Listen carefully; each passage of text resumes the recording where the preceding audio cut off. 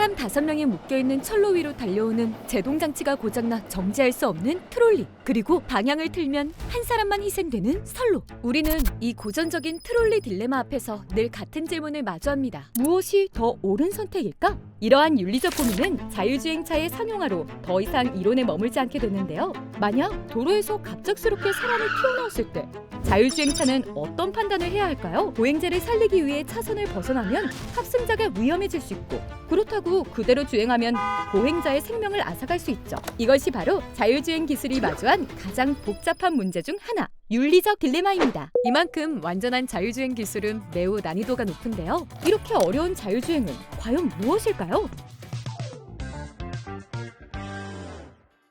국제자동차공학회에서는 자율주행 기술의 단계를 레벨 0부터 레벨 5까지 총 6단계로 구분하고 있습니다. 자율주행은 우리가 생각하는 것보다 더 복잡한 과정을 통과해야 합니다. 과정은 크게 4가지로 나뉘는데요. 첫 번째로 상황 인식 단계는 자율주행 차량이 주변 환경을 정확하게 파악하는 단계로 컴퓨터 비전, 라이다, 레이더, 초음파 센서 퓨전 등의 기술을 사용해 도로 상황을 인식한 뒤, 두 번째로 위치 선정 단계는 GPS와 관성 측정 장치, 고정밀 지도, SLAM 등을 이용해 차량의 정확한 위치를 파악함과 동시에 목적지까지의 큰 그림을 그리는 단계가 위치 선정 단계입니다. 다음으로 구체적인 경로를 파악해야겠죠? 세 번째로 경로 파악 단계에서는 실시간으로 변화하는 주변 상황에 맞춰 유연하게 대응하는 경로 파악 단계를 거친 후 마지막 단계인 제어 단계를 통해 실제로 어떤 행동을 취할지 결정하게 됩니다. 말 그대로 우리가 운전하는 것처럼 소프트웨어를 통해 조향, 속도, 제동, 안정성 등을 완벽하게 제어하고 통제하는 단계입니다.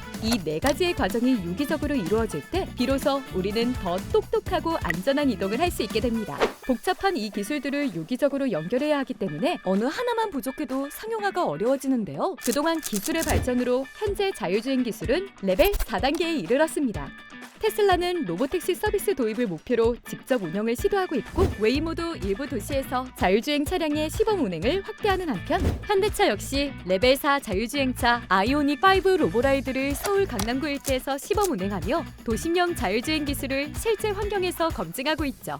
물론 기술적 완성도와 교제 환경이라는 도전 과제는 여전히 존재하지만 업계는 이 벽을 하나씩 넘어가며 상용화를 향해 착실히 전진 중입니다. 우리가 자율주행을 기대하는 이유는 단순한 모빌리티의 변화뿐 아니라 라이프 스타일의 변화를 주기 때문인데요. 완전한 자율주행이 가능해지면 가장 먼저 변화되는 것이 운전자의 역할입니다. 더 이상 조향과 가속, 제동에 집중할 필요가 없어지면서 차 안에서 라이프 스타일이 변화되고, 이에 따른 보험, 의료, 전기, 항공, 부동산 등 기존의 산업구조 역시 재편될 전망인데요. 특히 도로 위의 시간은 더 이상 운전 시간이 아닌 소비와 업무, 휴식으로 전환됨에 따라 차량 내부의 공간과 그 중심에 위치한 시트 역시 새롭게 정의되게 됩니다. 한마디로 자율주행차 시대의 시트는 단순한 착석 공간을 넘어 승객에게 이동 중 어떤 서비스를 제공할 것인가가 중요하게 되죠. 되돌아보면 과거 자동차 시트는 오직 운전 중심의 구조였습니다.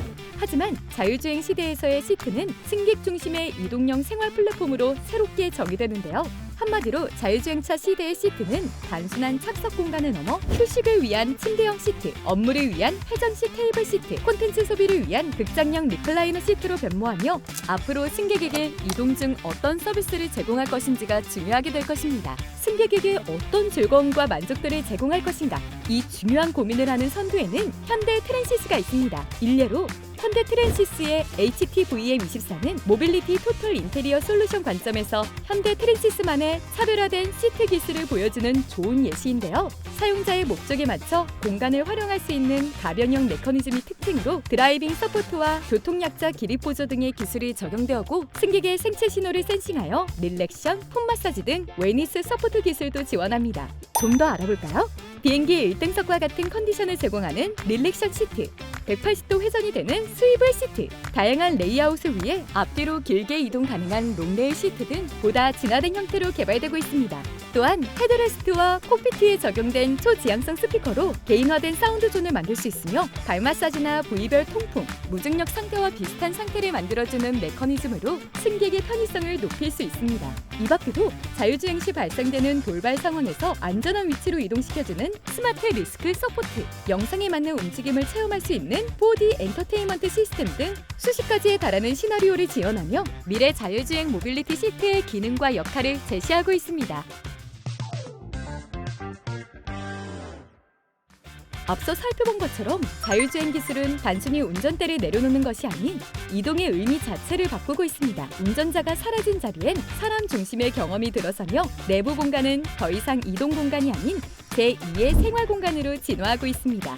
시트 기술을 넘어 모빌리티 공간 전체를 설계하는 현대 트랜시스의 기술력과 유연함과 지속 가능성을 바탕으로 우리의 일상에 새로운 가치를 더할 자율주행 기술. 그렇다면 이 모빌리티의 진화는 앞으로 우리의 삶을 어떻게 바꿔놓게 될까요? 곧 다가올 완전한 자율주행 시대를 기대하며 플레이 모빌리티 10화는 여기까지!